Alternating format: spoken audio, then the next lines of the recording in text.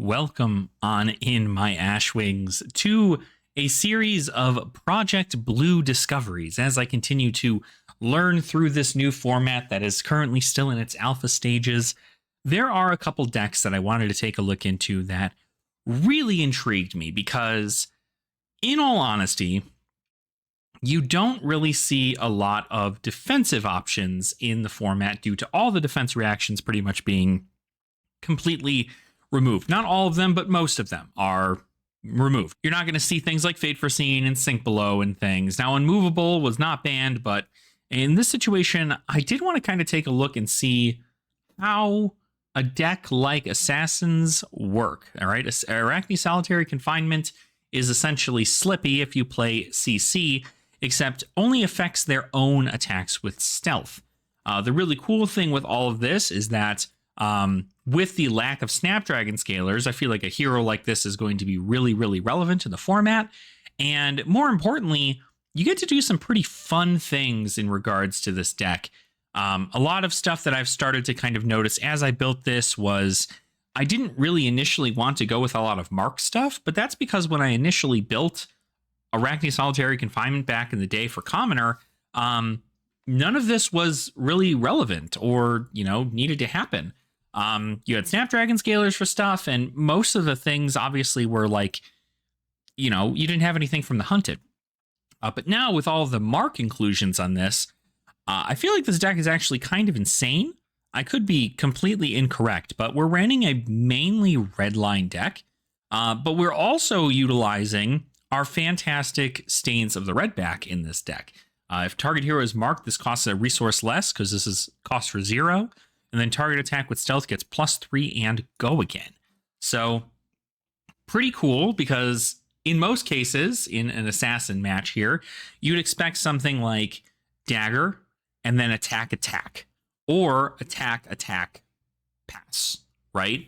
But in this situation, you're able to utilize things like Stains of the Redback and Bite even, rares that are now available. It's due to Project Blue to be able to fling these Mark of the Huntsman back at your opponent and mark them when it hits. So what that will do is it will indicate a lot of really awesome stuff. For instance, you can go ahead and you can swing with Bite, destroying one of these daggers. So you don't even need to attack with it. You swing with one of those daggers, it destroys itself, and you mark your opponent. But only do it when your opponent blocks, right? If they don't block this, don't worry about it. It's not worth the time.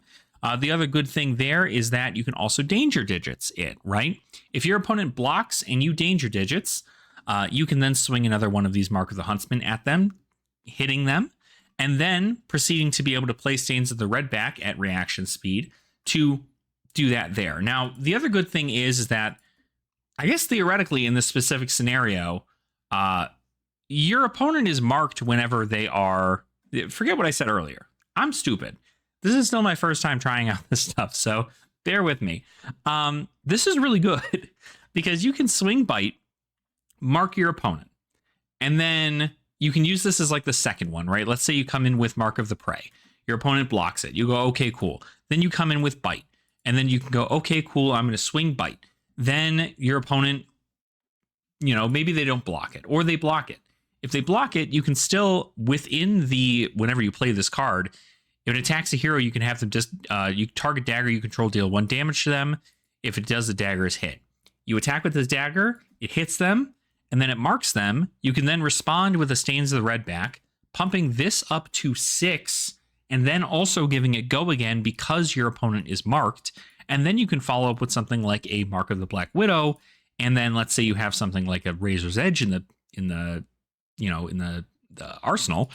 You're in a pretty freaking okay spot for this entire turn. So I think Bite's going to be a pretty big contender here, as well as Stains of the Redback to give things go again. We did also find out that an Assassin Warrior leg piece, like Starting Point, is actually really good because this is effectively Snapdragon Scalers. As much as I don't want this to be a how can we cheat out the banned cards, right?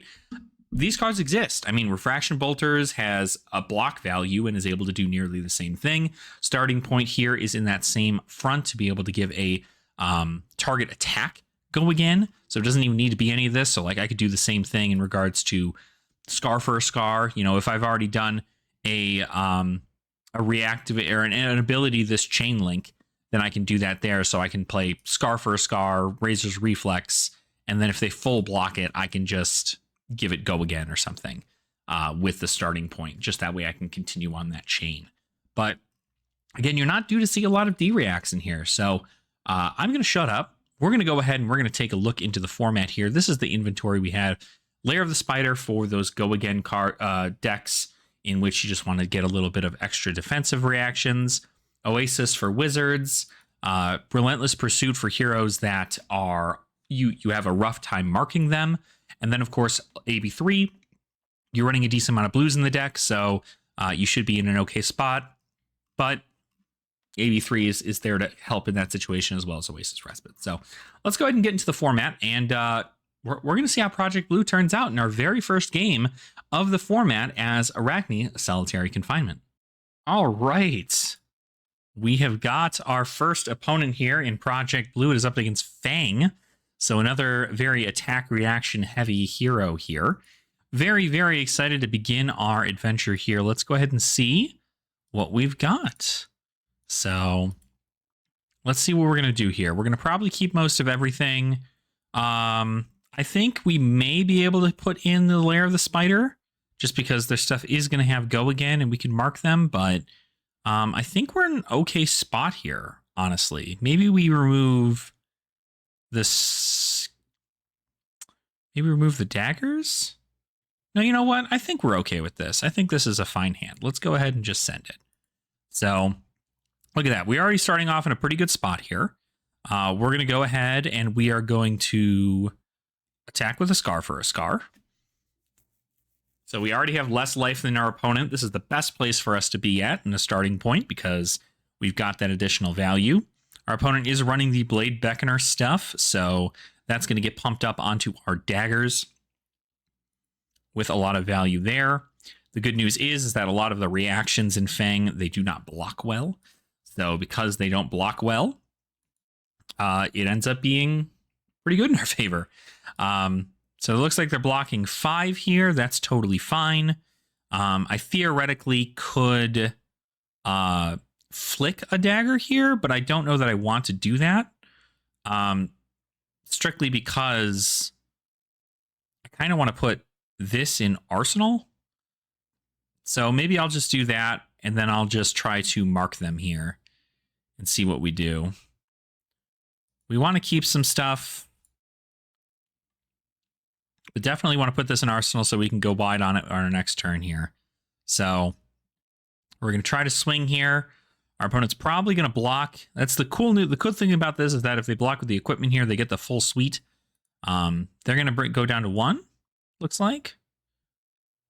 Or go down to 1. Take 1 here.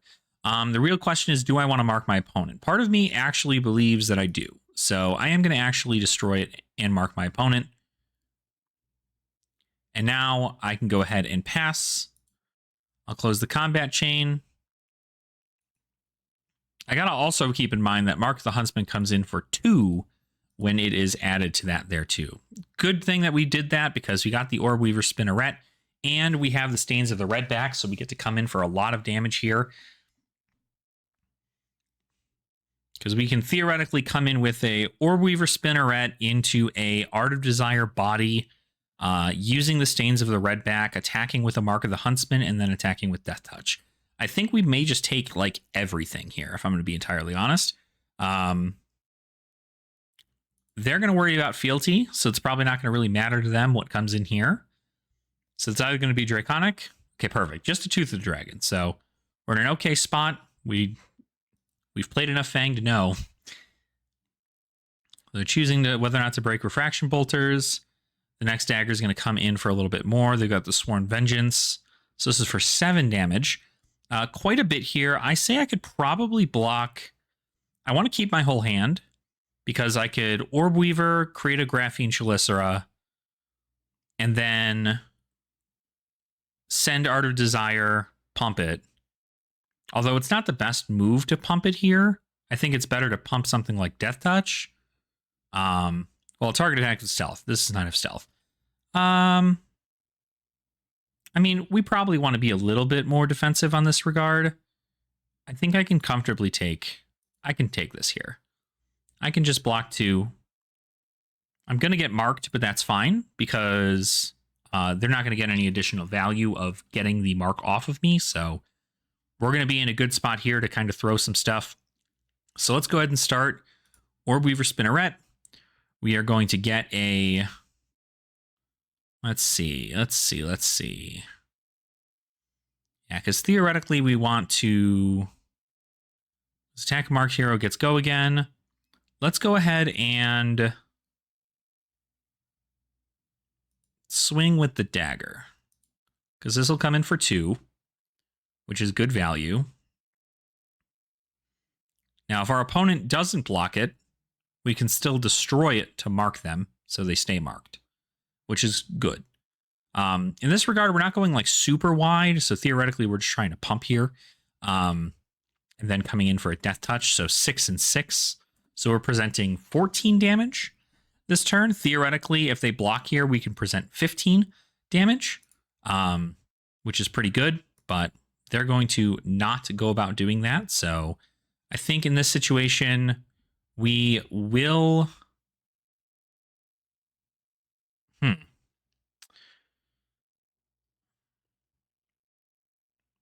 I will destroy it, so they're marked. I will then swing... This is rough. I'll swing Art of Desire here for 4. So this is coming in with the Orb Weaver. We're going to pump it up again with these Stains of the Redback. This is going to come in for free. So it's going to be for 7. And then we're going to go ahead and send in a Death Touch for 6, which is in pretty good value. I'm fine getting rid of our stuff here.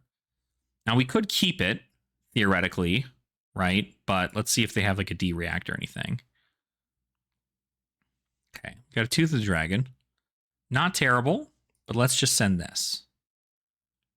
So it's going to be 6, but it's okay. Theoretically, keeping this, I feel like maybe we should have pushed damage in that regard, because it would have just been an additional 3. That would have been a lot coming in for that, but we at least have a Graphene Chelicera. We were able to do some additional damage there. We're coming in for 10, and they came in for 10-ish and then a mark. So we'll see if they give us cards here. They'll probably at least give us a card and then the bolters and stuff, right? So if they take 1, I think what we're going to do is give them a frailty token because that just makes sense. So they should also block with this refraction bolters. That is theoretically what should happen in this regard. Let's see if they do. Got nothing left here. So, okay, there's the bolters. So we got every piece of equipment in here. Not terrible. It's going to give them a pretty big clapback turn, I got to say. But at the end of the day, you know, it is what it is here. So we got a lot of pieces of equipment off of this, which I'm really, really thankful for.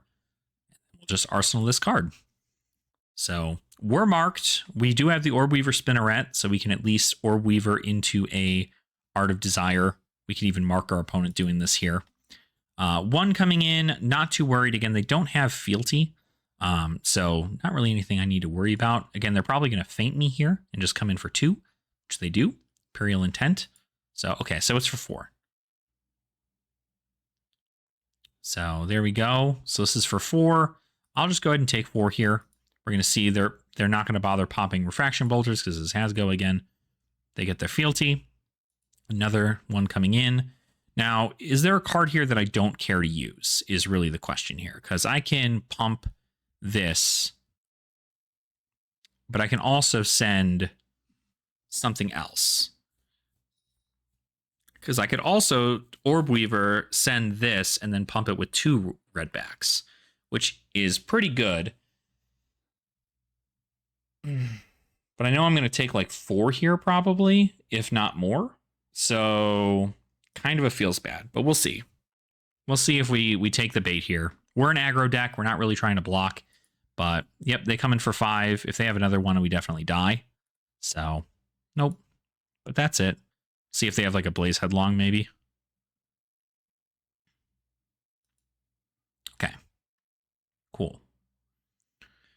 Now, in theory, what we can do here is we can also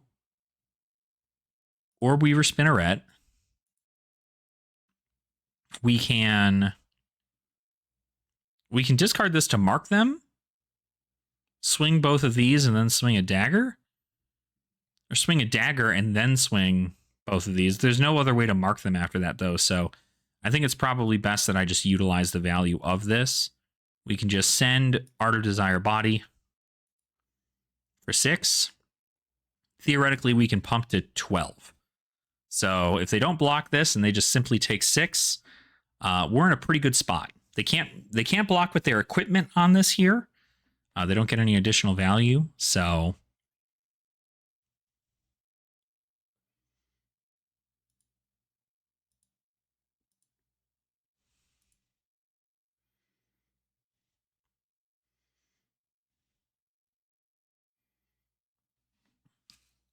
there's a smoke out. Okay, so they've got a D-react, but we're still getting over by quite a bit here.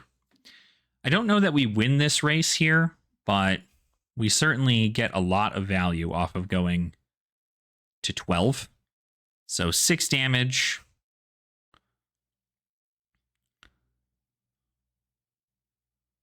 Nice. We got to draw a card.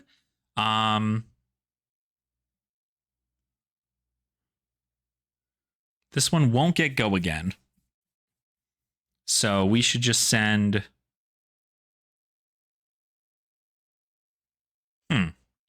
We could theoretically send flick. Send one, flick the other. Give it go again. Send... That might be kind of fun. We will flick and starting point to give it go again.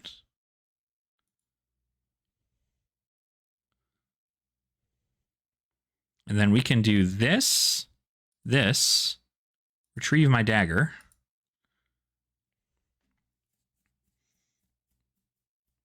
They can probably just take 3 here. Yeah, there's no reason to go any kind of craziness here. It's good that we got the Art of Desire Body, though, because that is going to gain us some life. We're going to go ahead and then just pass.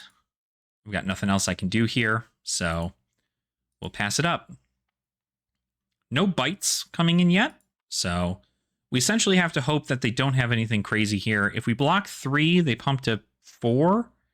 Because really it'll be like +2, +2, plus 6. So if we block 3, we go down to 1. Theoretically, in this situation, we could just block 6. But it's probably better that we just block 3 and hope they don't have it, right? So, but they might have it. I mean, they have 1 float in this situation, so they might have it. They have to deal 4. If they don't have it in this situation, that's fine. If they do, we die, which is what it is. So, but they do have the fealty to make something draconic if they're trying to give this go again. Always an option for them. But it's a very interesting game. I like how this has played out so far.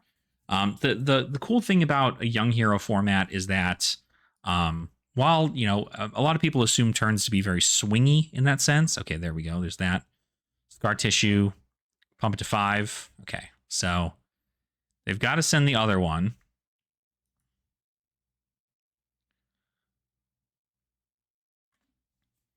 They're going to send the other dagger. I mean, there's no way they don't have another reaction, right? If they pump it to 4, I block 3. We're in a good spot. So unless this is for 5, then we die.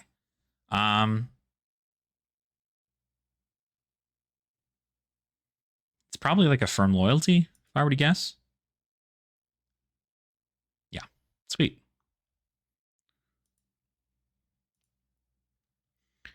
Okay, so I get remarked, and then we're good on our end. So now we just go ahead and we send stuff. We're going to rip 2 cards from their hand.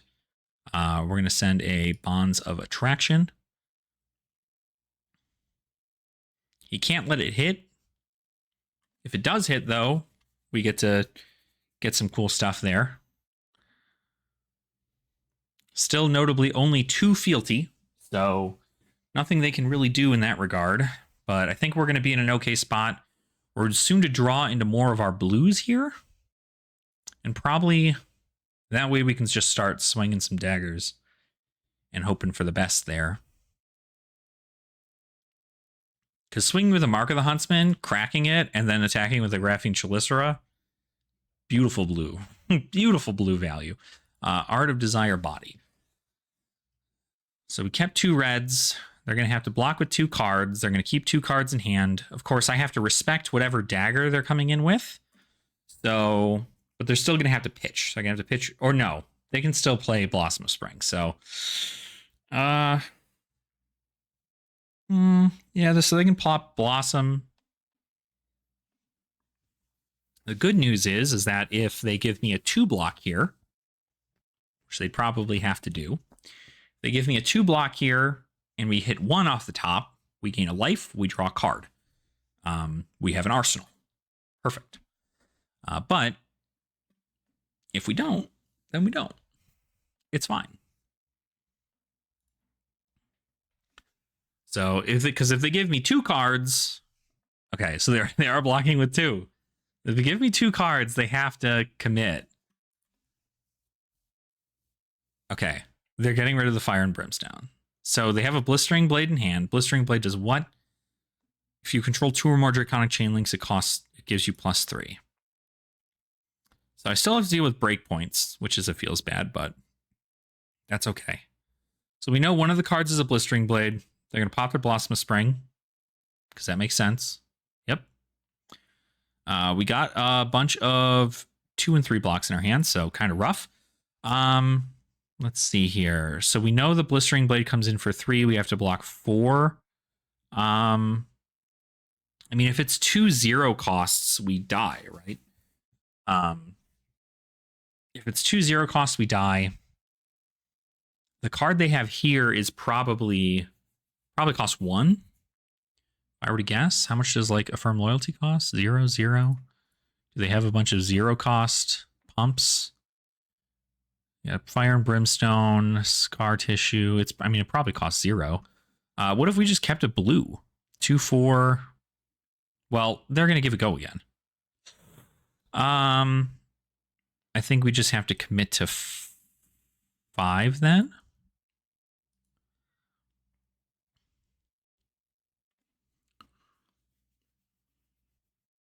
Oh, it's a Pledge Fealty. Okay. So they have the 3rd Fealty. Damn. So they got me. They got me good. It was a Pledge Fealty.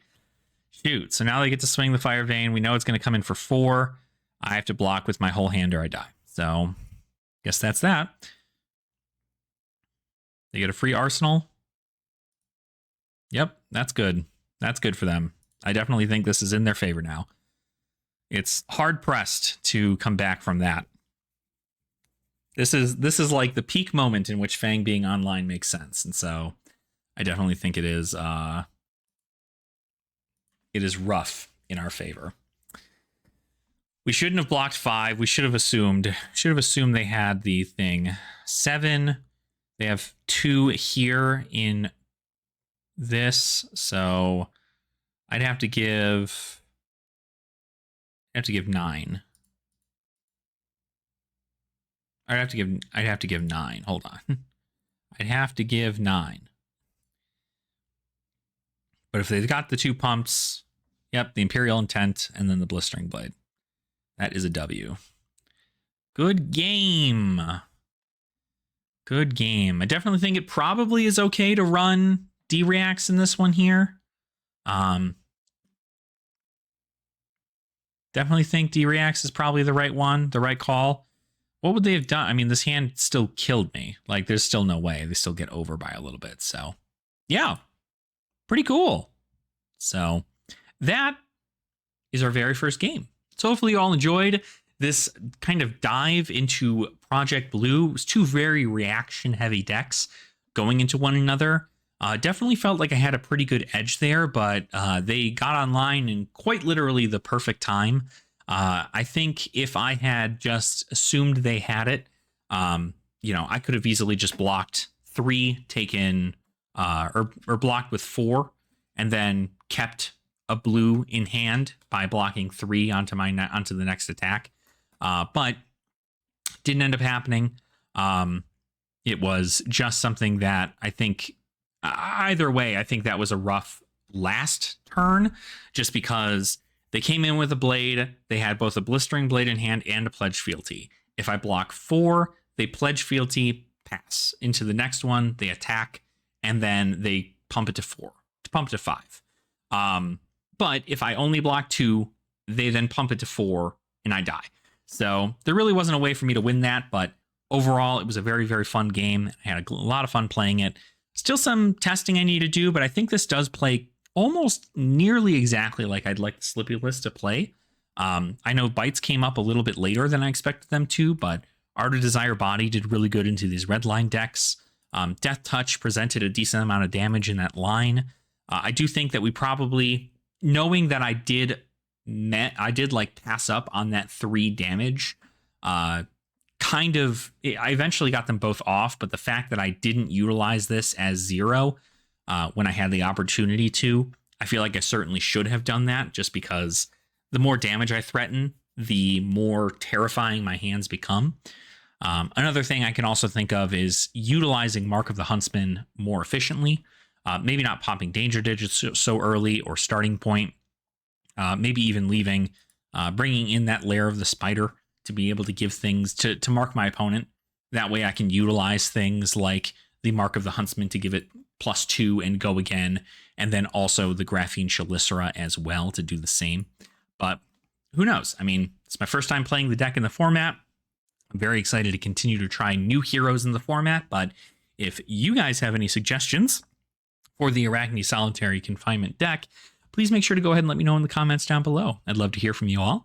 And if you're already down there, make sure to go ahead and like the video, subscribe to the channel as well if you have not already. And then if you wanted to support the channel in a different way, you can also become a channel member. Channel members get access to special Market Watch videos that I like to do for things. And then also just like my undying love and affection, because, you know, I appreciate y'all spending your money on me, a content creator. So I really appreciate it. Helps keeps the lights on, helps keep things continuing to grow with the channel. So I really do appreciate it, but obviously not necessary. Just happy to have you here. So thank you so much. I hope you have a fantastic rest of your day and continue to have fun in the flesh and blood. And I will see you all in our next video.